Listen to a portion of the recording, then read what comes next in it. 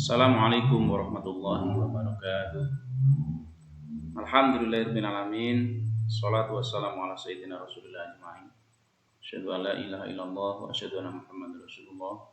Allahumma shalli wa sallim wa barik ala sayyidina Muhammad sallallahu alaihi wasallam. Alhamdulillahirabbil alamin. Mahasiswa semua yang saya banggakan, pada kesempatan hari ini kita akan melanjutkan mata kuliah kita, yaitu hadis tarbawi, dan hari ini kita akan membahas materi tentang kewajiban belajar bagi seorang muslim.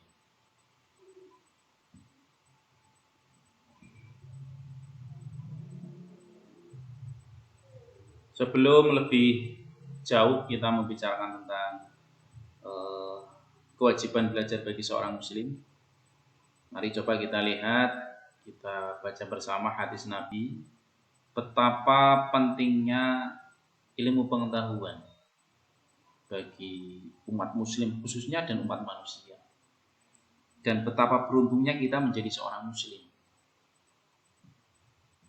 Hadis Nabi, man aradad dunya falyata'allamil ilma wa man aradal akhirata falyata'allamil ilma wa man aradahuma kulahuma falyata'allamil ilma. Barang siapa yang ingin dunia, maka hendaklah ia menguasai ilmu. Barang siapa yang ingin akhirat, hendaklah ia menguasai ilmu. Dan barang siapa yang menginginkan keduanya, yaitu dunia dan akhirat, hendaklah ia menguasai ilmu. Artinya apa? Ini salah satu dasar kenapa umat Islam itu harus belajar. Karena semua persoalan di dunia ini, bahkan di akhirat, itu harus dengan ilmu. Semua masalah itu harus dengan ilmu. Sampai hadis Nabi mengatakan, ketika pekerjaan itu dikerjakan bukan pada ahlinya, maka akan tumbuh kehancurannya. Mahasiswa yang saya hormati, pada mata kuliah ini, indikator yang harus dipahami atau yang harus bisa, kemampuan yang diharapkan bagi seorang mahasiswa yang pertama adalah bisa menjelaskan dan memahami hadis Nabi tentang kewajiban menuntut ilmu. Yang kedua, menghafalkan hadis Nabi tentang kewajiban menuntut ilmu. Jadi nanti harapan kami mahasiswa bisa tahu, menghafalkan, ya. Jadi nggak hanya membaca saja, tapi menghafal hadis-hadis seputar tentang kewajiban menuntut ilmu. Kemudian yang kedua, tentang materi-materi yang akan kita bahas pada hari ini. Yang pertama adalah apa yang dimaksud dengan kewajiban belajar. Yang kedua, apa kewajiban seorang muslim dalam belajar.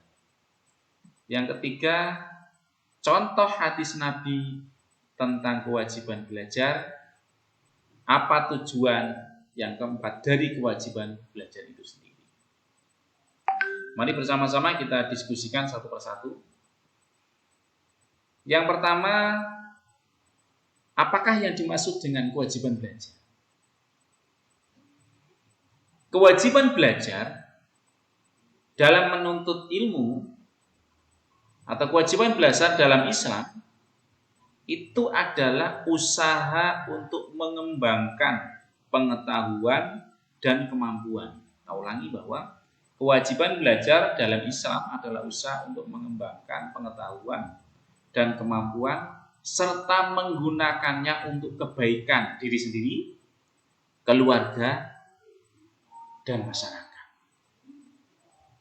Jadi bahwa yang dimaksud dengan kewajiban belajar dalam Islam adalah usaha-usaha untuk mengembangkan pengetahuan dan kemampuan serta menggunakan. Setelah dapat pengetahuan dan kemampuan, kemudian kita juga dituntut untuk menggunakannya untuk kebaikan diri sendiri, keluarga, dan masyarakatnya. Yang pertama adalah untuk diri sendiri, baru lingkungan, kemudian baru masyarakat. Contoh satu hadis Nabi yang menjelaskan tentang kewajiban bagi seorang muslim dan muslimah dalam belajar. Tatlubul ilma faridatun ala kulli muslimin wal muslimah. mencari ilmu adalah kewajiban bagi setiap muslim dan muslimah. Atau mencari ilmu, menuntut ilmu adalah kewajiban bagi seorang muslim laki-laki dan muslim perempuan. Artinya semua punya kewajiban untuk menuntut ilmu. Kemudian yang kedua, kewajiban muslim dalam belajar. Jadi seorang muslim itu memiliki beberapa kewajiban dalam belajar yang mencakup aspek-aspek penting dalam memperoleh pengetahuan dan pengembangan diri. Beberapa ini adalah beberapa kewajiban seorang muslim dalam belajar, di antaranya pertama, mencari ilmu agama, ini wajib. Kemudian belajar ilmu dunia juga wajib. Karena apa? Seorang muslim itu tidak hanya selamat di dunia, tidak hanya selamat di akhirat, tapi di dunia juga punya kewajiban dan tugas menjadi seorang khalifah, menjadi seorang pemimpin di muka bumi. Yang ketiga, memahami nilai-nilai Islam. Yang keempat, meningkatkan kualitas diri. Ini berbeda orang yang berilmu dan tidak berilmu. Kalau orang yang berilmu tapi dia ada upaya untuk dirinya menjadi selalu orang yang berkualitas dalam hal apa? Selalu meningkat kebaikannya. Berkualitas diri yang dimaksud apa? Selalu meningkatkan ibadah kepada Allah Subhanahu wa taala. Kemudian yang kelima, berbagi ilmu. Jadi ilmu tidak hanya setelah didapat, tidak hanya untuk diri sendiri, tapi ilmu juga harus dibagi dengan orang lain. Yang keenam, berpikir kritis, tidak stagnan. Seorang muslim nggak boleh stagnan dalam menghadapi perkembangan, apalagi sekarang di era digital yang semuanya sangat berkembang begitu cepat. Artinya harus berpikir kritis. Yang tujuh, menghormati guru dan ulama. Ini yang penting. Jangan berharap ilmu yang kita dapat itu akan manfaat ketika dengan guru kita tidak menghormatinya, tidak memuliakannya. Kemudian 8, berpegang kepada nilai-nilai Islam. Jadi sekali lagi bahwa nilai-nilai Islam ini adalah menjadi dasar yang paling utama bagi seorang muslim dalam rangka untuk belajar dan menuntut ilmu dan kehidupan sehari-hari. Kemudian yang ketiga adalah contoh-contoh hadis Nabi tentang belajar atau menuntut ilmu. Ini beberapa contoh aja. Nanti untuk teman-teman silakan membuat mencari referensi yang lain tentang hadis-hadis Nabi yang dia itu berkenaan dengan belajar. Untuk yang pertama adalah tentang kemudahan bagi orang yang menuntut ilmu. Ini tadi saya sampaikan bahwa kita beruntung bagi umat muslim. Perkara yang diwajibkan oleh Allah itu ketika kita kerjakan akan mendapat pahala. Ketika kita tinggalkan kita akan mendapat dosa. Tetapi pun itu dalam Islam Allah akan memudahkan orang yang menuntut ilmu. Karena ilmu kan masuk perkara yang diwajibkan. Sudah diwajibkan, tetapi kita tetap dimudahkan oleh Allah. Man salaka thariqan yabtaghi bi ilman sahalallahu lahu thariqan ilal jannah. Barang siapa yang menempuh suatu jalan untuk mencapai ilmu, Allah akan memudahkan baginya jalan menuju surga. Bagi para penuntut ilmu, bagi para pencari ilmu, itu Allah akan memudahkan perjalanannya, baik itu dalam urusan dunia maupun memudahkan perjalanannya untuk menuju surganya Allah SWT. Yang kedua, hadis tentang kewajiban belajar sepanjang masa. Belajar itu nggak ada batasan usia. Belajar itu nggak ada batasan usia. Oh, belajar itu hanya untuk yang muda saja, tidak. Tapi belajar itu adalah dari lahir, bahkan dari alam kandungan sampai dia mati. Utlubul ilma minal mahdi ilal lahdi. Itu menuntut ilmu dari buayan atau alam kandungan sampai kepada liang. Ini yang menarik. Belajar kita itu nggak hanya sudah muda, apalagi ada kata-kata begini, saya sudah tua malu untuk belajar, nanti untuk apa ilmu saya? Enggak.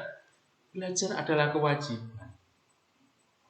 Semua yang diwajibkan oleh Allah itu kalau kita kerjakan mendapat pahala, kalau kita tinggalkan mendapat dosa. Walaupun mungkin proses belajarnya, cara belajarnya, ilmu yang didapat itu mengalami perubahan-perubahan dari masa ke masa.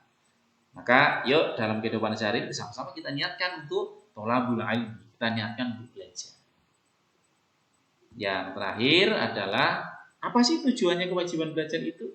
Setelah kita belajar panjang lebar, itu tujuannya apa? Di antaranya. Yang pertama adalah pemahaman tentang agama. Mas yang hormati, pemahaman agama ini menjadi sangat penting sekali. Ketika orang itu tahu agama tapi ternyata mengerjakan agama tapi dia nggak paham, itu juga jadi kurang menarik juga. Maka kita ibadah, tapi kita juga dituntut untuk tahu ilmunya ibadah itu sendiri. Yang kedua, pengembangan pribadi.